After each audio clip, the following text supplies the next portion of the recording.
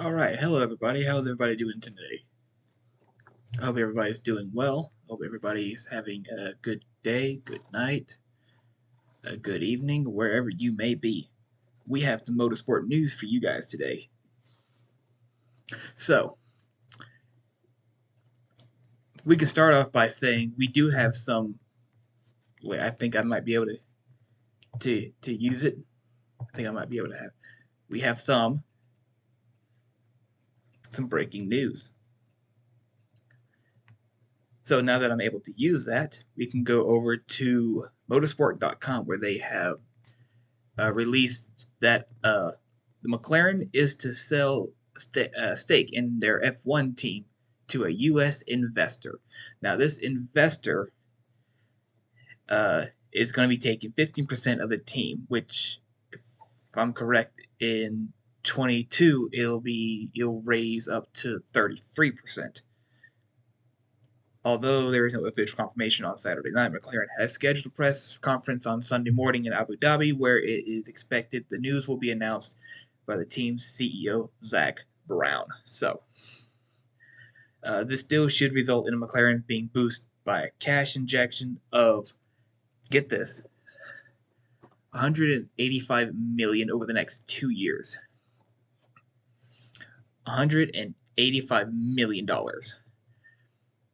This U.S. investor, by the way, has been agreed with U.S.-based investor MSP Sport Capital, leading in a consortium that will obviously take that 50%, like I stated earlier. Due to this, to the virus that's been going on, a lot of teams have been struggling with maintaining their financial stability because when you go to the track, you obviously get a percentage of whatever it is that ticket sales and all that kind of stuff. So, being that a lot of tracks are not doing well because they've had to close it down from having spectators, it's going to hurt quite a bit of teams. It's especially with this budget cap coming up in 21 for F1. So it actually goes on to say that this is not the only. There's actually more people that own bits of the company. The their McLaren is also in the process of selling and then leasing back its factory in Woking, UK, in a bid to raise extra finances that can help pay down its debt. Currently, around 56% of McLaren Group is owned by Bahrain's. I'm sorry if I mess this up. It is Bahrain's Mumtalakat Holding Company. Again, if I get that wrong, I apologize. 14% by Mansour Oyea. Again, sorry. And 10% by Michael Latifi. And with the remaining 20% split between minorities and shareholders. But now that we know that this 15% is going to go to this MSP holding group here in the U.S. It's based here in the U.S. All in all, it goes on to saying that Zach Brown's very comfortable how next year is going to be going on. They have all the resources that they need for next year, so it seems like he's not really worried one bit about it. So, with that being said, I want to know what you guys have to say about this. Do you think it was a good move, bad move? Was it? Do you think that's still a good amount of money, regardless of where you're at. So now we have that out of the way. Now we can go on to our next two stories, our two bigger stories. So we have some new entries coming in from, I think it's at racer.com. The Team Netherlands, so they are the FIA World Endurance Champion in the LMP2 category. They will be racing in the Rolex 24 at Daytona in the LMP2 class, basically as like a practice for the WEC season. it goes on to say that the where it is right here. He states that it's fantastic to do both Le Mans and Daytona next year. He always loves to come into the U.S. and race. Daytona fits perfectly within our FIA WEC calendar. I just wish they would just come over here. Which, if you think about it, is like I stated in a previous stream. Audi is going to be coming over here in the next 2 years in 22 with the LMDH. People are going to want to follow Audi, all the big names, and therefore it will come down to also it's more affordable to be in the LMDH program. It's a lot more affordable because you have it based off an LMP2 chassis. It's just, and I'm talking about the top class here. Sorry if I didn't make it more specific. The LMDH is going to be the top class, and why it's going to be more affordable than your hypercar over in the Europe circuits is that the chassis is based off the LMP2, so you're going to have your Oricas, your Multimatics, your Ligiers, and stuff like that. So, only thing the manufacturers are going to do is put their own body shape on there and their own engine. But all that being said, it comes down to the LMP2s that will also want to get in on this as well. And with those two coinciding with each other, since LMDH and Hypercar are going to be both in the same category, we are going to have some racing going across the Atlantic. Some of the European teams are going to come over here to 24, Rolex 24, and then some of us in the United States are going to go over to the Le Mans to try to win outright. Which that's always a good thing. There's no need to be separating the two of the world's biggest sports car series. It should have not have been separated. But anyways, excuse me. But that is the second recent confirmed entry into the Rolex 24. Now, if you want to know the complete entry, I'm sure that they're going to have it on the IMSA website, or if you go to the Rolex 24 website, they're going to have it on there. So the next piece of info that we got from the Rolex 24 is going to be that the European-based, Italian-based AF Corsa, they are going to be going into the Daytona 24, assuming the same thing as Netherlands. It's just as like sort of a practice round for their WEC season, their super season, I believe.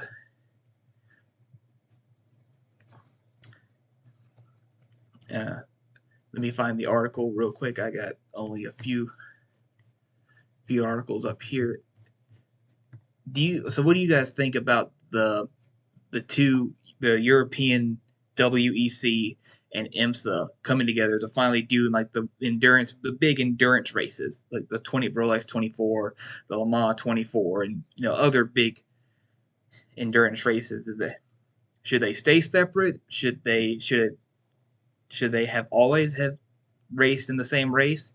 Should there just be one massive sports car class or one massive sports car series intercontinentally? Let me know in the chat what you guys think. I'll be more than happy to talk more about this.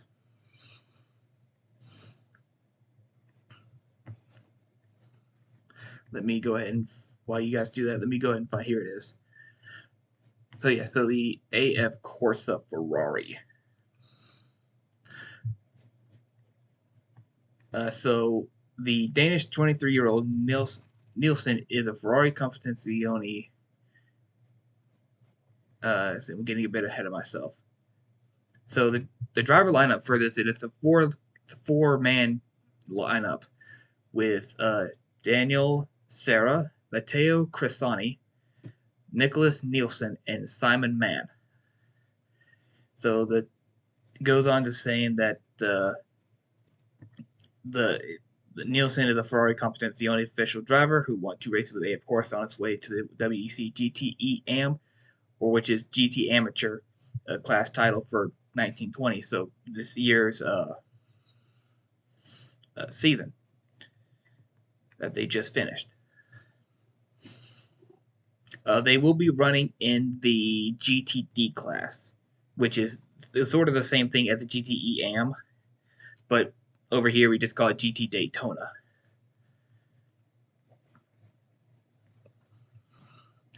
It just goes on saying that he has also won 2 Petit Le Mans triumph under the name, Scuderia Corsa,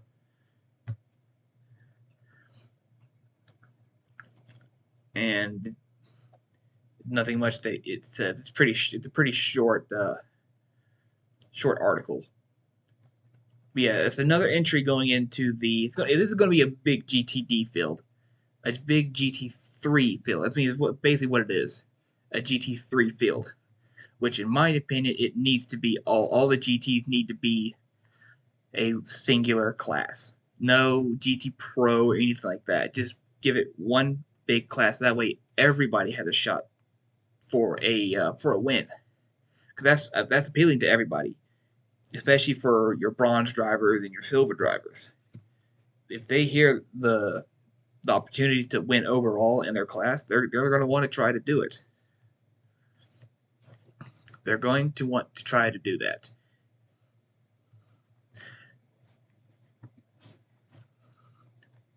So, any thoughts on that, ladies and gentlemen? Anything you might have to say about that?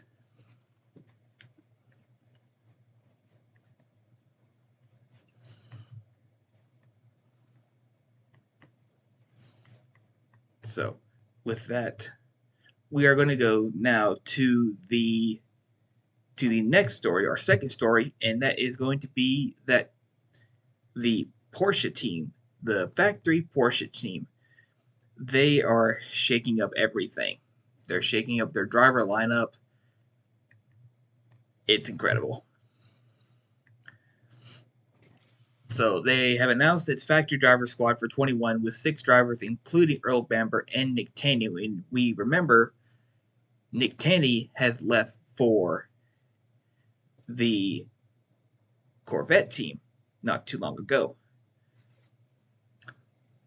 But it looks like they're going to shake up a bit more. So it looks like the factory drivers are going to be that are leaving, that are going to be replaced or leaving, is going to be Patrick Pilet, which he's over here in the United States running in the GTD class. We also have Sven Mueller, Dirk Werner, and Michael Christensen.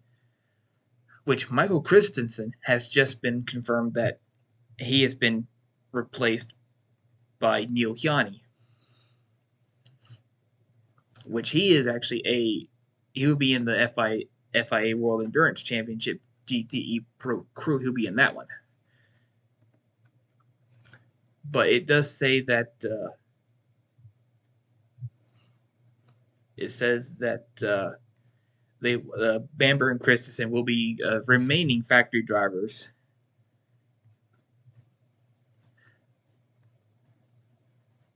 And it just there'll be more of a customer going towards more customer drivers, would be more factory drivers when they get the chance. So Bamber and Christensen will be more customer based, but we'll still have opportunities as factory drivers per se, sort of like backup drivers.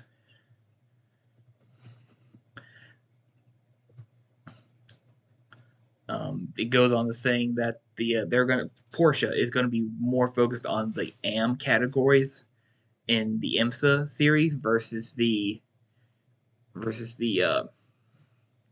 WEC. I mean, I can understand it, but the only thing I can really say about the WEC is that the only real big race that they have uh, globally is the 24 hours of Le Mans. I mean, you have your spa, 12 hours, the total spa, and stuff like that. But as a big race, you're looking at 24 hours of Le Mans, and that's just the one of the three uh, endurance triple crowns. Because the other two are over here in the United States, 12-hour Sebring and 24 Rolex 24. I mean, if I was a factory team, I'd bring them all over here. We have two of the three, and then now they're going to try to put the top class together. I mean, it's still going to have room for the 24 hours of Le Mans in the GT class, because that's you can interchange people out in the GT class, just not in the top classes. So, I mean, if it was my money, I would be putting them over here if they're more focused on the endurance side of stuff. Which, let's be real, the Porsche factory teams in Europe, they, I mean, it's just them. It's Porsche, Ferrari, and Aston Martin. And for the most part, Porsche has been winning a lot of stuff but in recent years, I know the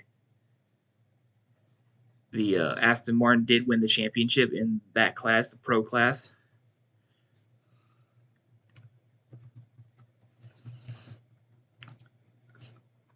So here we have the drivers that are the work drivers, and if I get these wrong, I apologize. So I have when the Porsche works drivers, we have G John again. Sorry if I screw it up. Gian Marie Bruni, Matt Campbell, Romain Dumas, Kevin Esther, Matthew. I'm assuming that's French. Yaminet, Leo Yanni, Richard Leeds, Patrick Long, which he's over here in the States, Andre Loidier, Frederick Makowecki, yeah, Thomas Preening, Simona De Silvestro, Lawrence Vantor, and Pascal Puerlin. And if I messed up any of those names, I apologize. So those are the Porsche Works drivers. Some of them obviously have been replaced, or those are the replacees, or the replacements for some of their pretty good drivers, like your Earl Bambers and your Nick Tandys. And those are some names you don't want to get rid of, because Earl Bamber and Nick Tandy, those two win races. They will constantly win races. And now that one of them is in a Corvette, I think Corvette's going to now take over as a new consistent winner.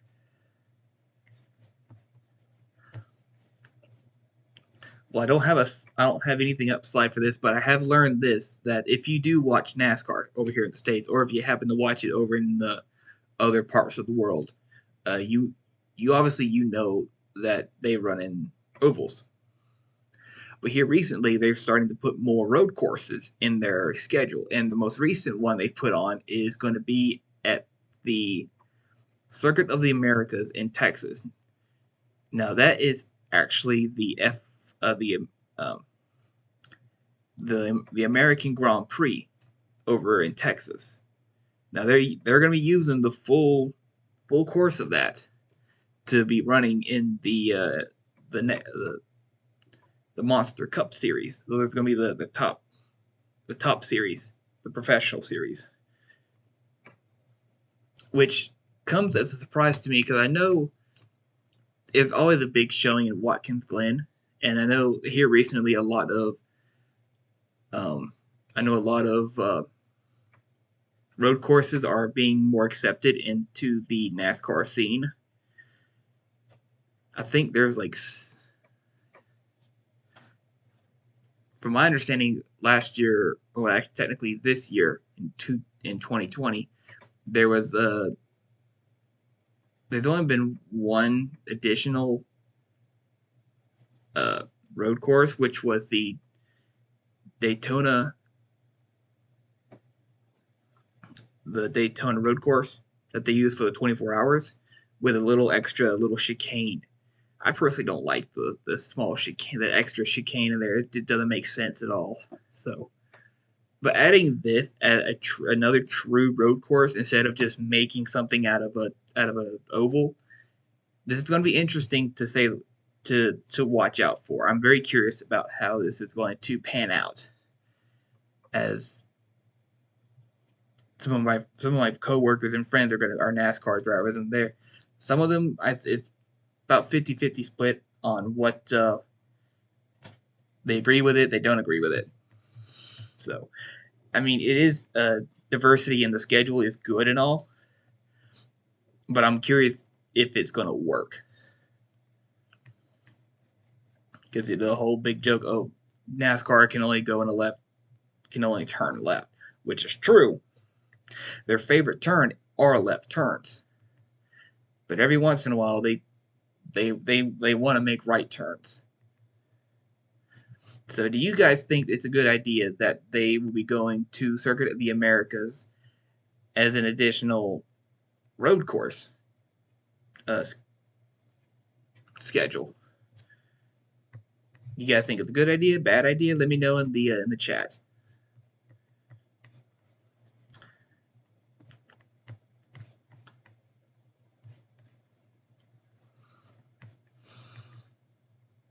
And just if you're curious about, if you're new to this to the stream, new to the channel, I am a corner marshal, a track marshal. I've been doing this for 6 years. I have the home track over here is at Road Atlanta, which is the home of Petit Le Mans. Done that for 3 years, and I've marshaled around for club races and stuff. So if you have any questions about if you want to get involved any way that you can, or if you just want to know what it takes to be one, feel free to ask. I'll be more than happy to talk about marshaling. I'm here to sort of promote it as well, because we do need younger people to start doing this. Because if we don't have marshals, we're not going to have racing. Just simple as that.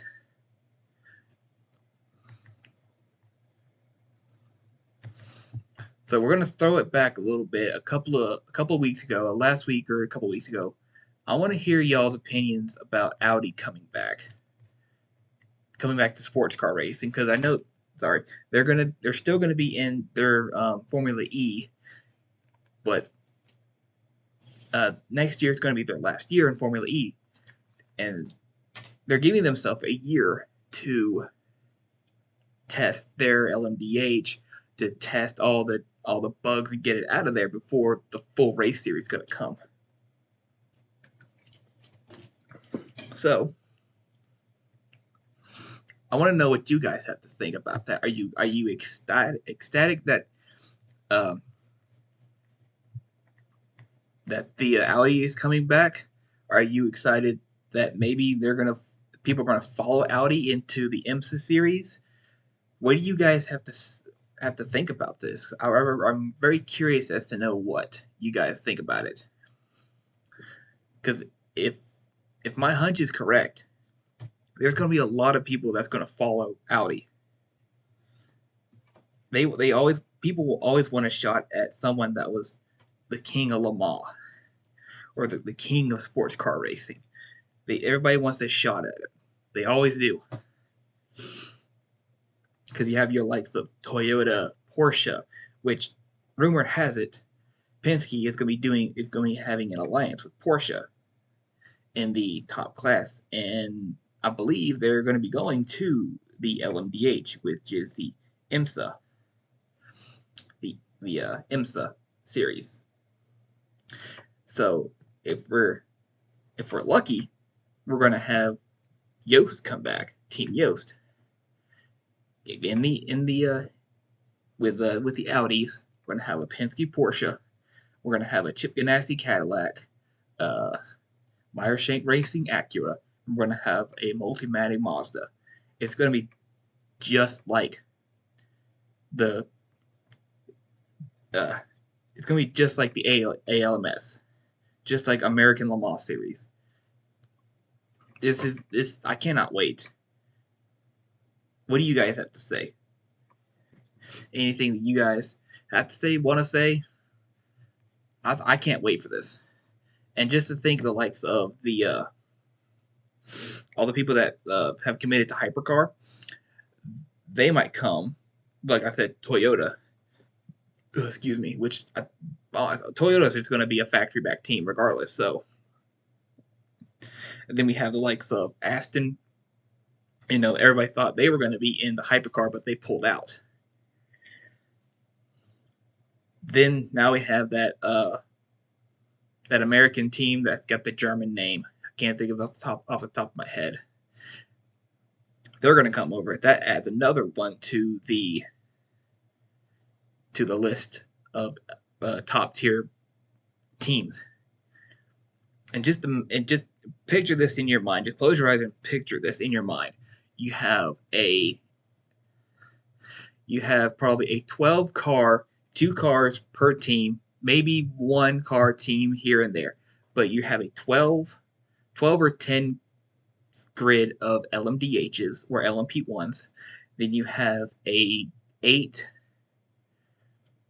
6 to 8 grid LMP2.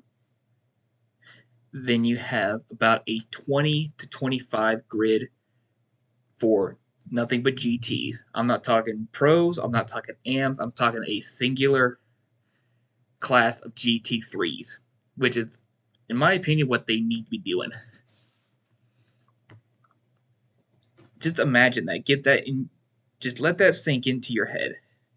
Yost Audi, Penske Porsche, Multimatic Mazda, Toyota, a Michael Shank Racing Acura, a Chip Ganassi Cadillac, and an Action Express Cadillac. That is going to be a fierce battle for the overall championship. And then with LMP2 you have let's just say some people come from the Europe. It's like you have your Jackie Chans, you have your Netherlands, you have your PR1 Matheson Motorsports, you have your United Autosports. I mean, again, these are going to have just their one class, your one car grid per team for the LMP2s, because these are going to be your more gentleman drivers. Then, let's say you throw in a one-off team at an endurance race.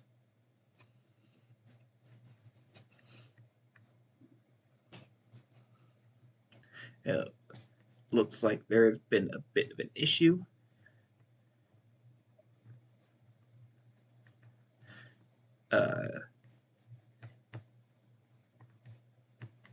Everybody just stand by real quick. Stand by.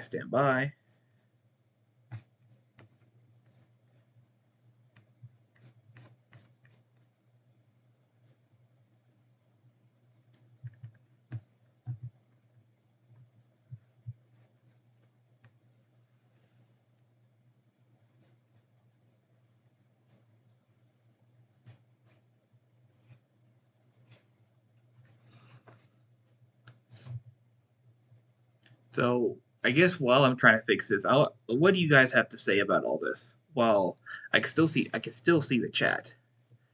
So what do you guys have to think about all of this? All the LMP1s, LMDH, LMP2, and then the 20 car grid for GT3. I mean, come on. I mean, it's amazing.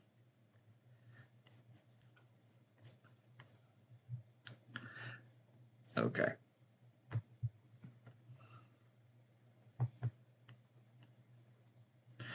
Well, on my technical difficulties,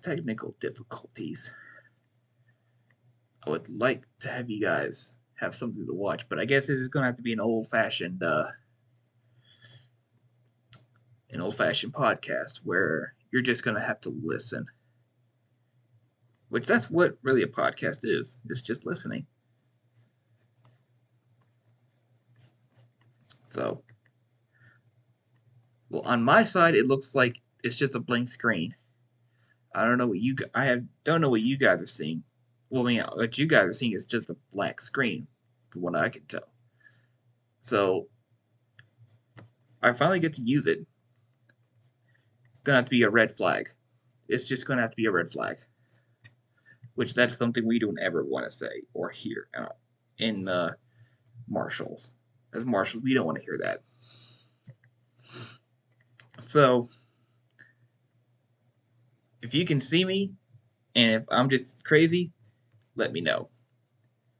Because it looks like on your side, it's just blank. It's a black screen. On my side, I've got some red flashing, some yellow flashing. So let's just go. Let's just continue.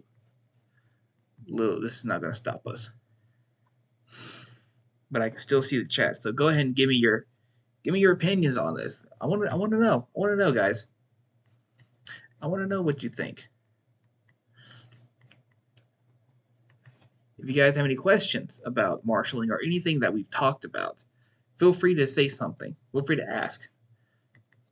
I'll do my best to try to give an explanation or my own opinions. But something that was kind of surprising to me that broke out on the 9th of this week is that Juan Pablo Montoya will be coming back as a Indy 500 driver for Aero McLaren SP. Now they do have both of their full-time seats filled, but they're going to have to go. But I think what's going to happen is that he's going to obviously have to have a third seat, and that they do have, which is Alonso's old this year's seat for the 500. That's basically going to be McLaren's celebrity seat, if you want to call it like that. Now, if you know anything of the Indy 500 past, you do know that Montoya has won it twice. Once as a rookie, and once a couple of years later on when he was with I think Penske. I believe that's correct. And he could win it next year, 21. He knows his way around it. But I will say sometimes he is a bold driver. I will admit to that. He is a very bold driver. Some call him a dirty driver, a cheat driver. He's just bold, to put it nicely. But I mean, it's racing. You want to take that risk, but obviously he pushes the risk every once in a while.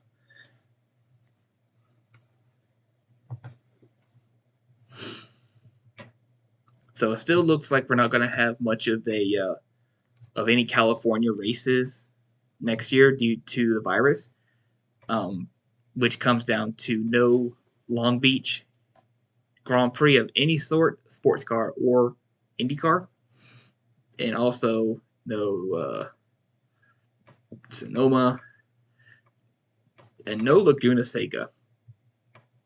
No Laguna Seca for IMSA. Just let that sink in.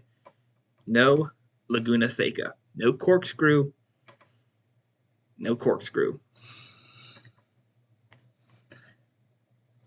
There's gonna be a lot of fans that's not gonna like that, because there are a lot of people that do watch the Long Beach, and there's a lot more people that do watch Laguna Seca. So it's not going to go over well with race fans.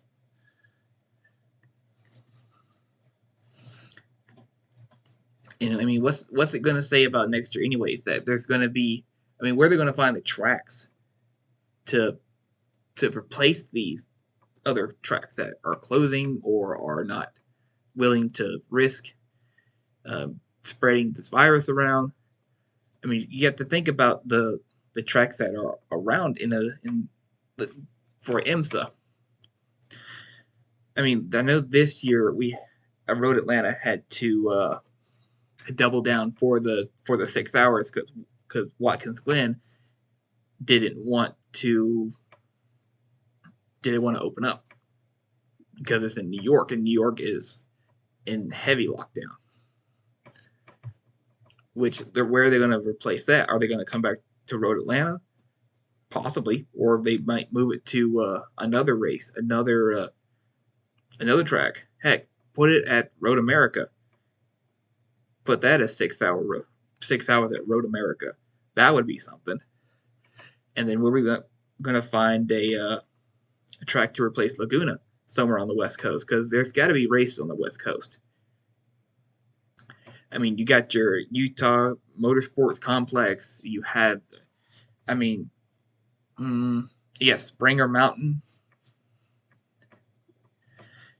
I mean, to my knowledge, there's not much. I mean, you have your Circuit of the Americas. Then you have your Texas Motor Speedway. But I really don't want a Roval. I don't really, actually. But that's just my opinion. If you like Rovals, by all means vote for them. Say yes. But as far as I know of, there's not much racetracks in the West, except for the Utah Motor Complex and the Springer Mountain. I mean, there's the Motor Speedway in Nevada, but I think that's just an oval.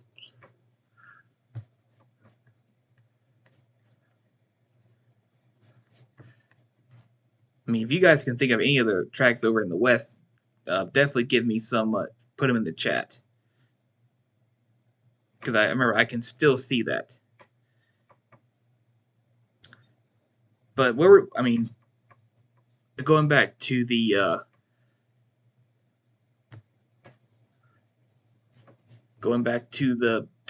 Watkins Glen, where are they going to replace that? Are they going to go have another race at Sebring? Probably not. They might. Road Atlanta might do it again. They might come through again. Or could VIR come up and host something? Who knows? I mean, think about it. There's not many tracks. I mean, there's smaller motorsport park tracks, but it's not going to be big enough to hold a 30 grid field. I mean, you have your Barber Motorsports, but that's mainly for bikes, and yet IndyCar manages to race on that. I mean, you can always try to get more street circuits, but that's going to take time and effort. Closing down cities, it's too much of a hassle. And with the virus still in full force, I really don't see a street course coming our way. So it's going to have to come down to just making, say, the Charlottesville Roval a thing till the coronavirus has subsided, or using tracks again like Road Atlanta to double down on another 6-hour event, or doing the Grand Prix of Atlanta, their 2-hour 40-minute race. So it's going to be hard to find the tracks. I mean, there's plenty of tracks to do them, but to replace tracks that have been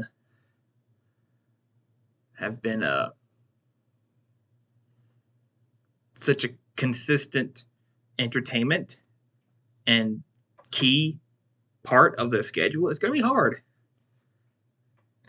And also, you have to think about the most sport over in Canada, since they can't travel internationally anymore. It's going to be hard. It's definitely going to be hard. But, we'll find a way. We always do.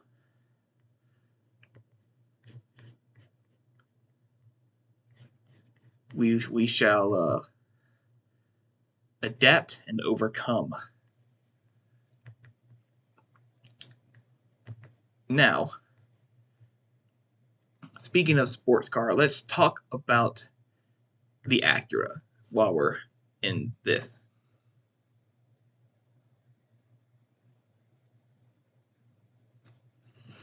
So they're saying that they've had a really good practice, which, I mean, Penske takes good care of their cars, regardless of who it is or what it is.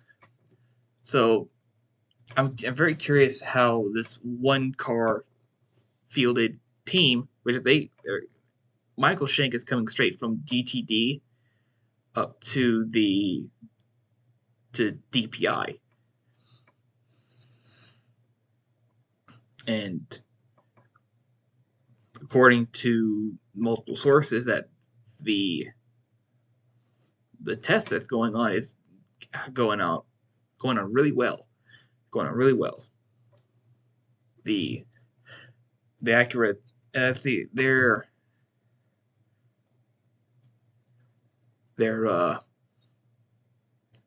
driver lineup right here. Let me try to find it real quick.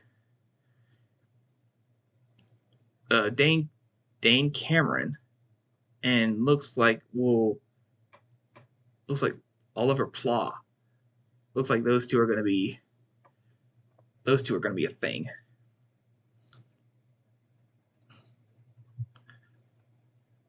Yeah. But hey, it's always good when a team is comfortably testing a car and it's working very fantastic for them. And you also got to think that Wayne Taylor's got to be doing the same thing as well, because they bought the second Acura from Penske as well. So that would leave only Chip, Action Express with the Cadillacs. So that's 3 Cadillacs. But then again, this is just for the Rolex as of now. So once the Rolex is done, you got 1 Mazda, 2 Acuras, but different teams. Then you have 2 Cadillacs. It's definitely going to be tight, to say the least. But it's definitely not going to be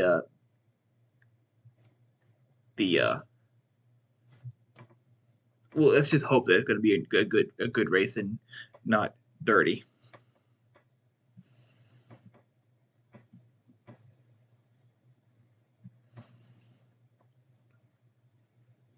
So, any opinions that you guys have about any of the things we talked about today?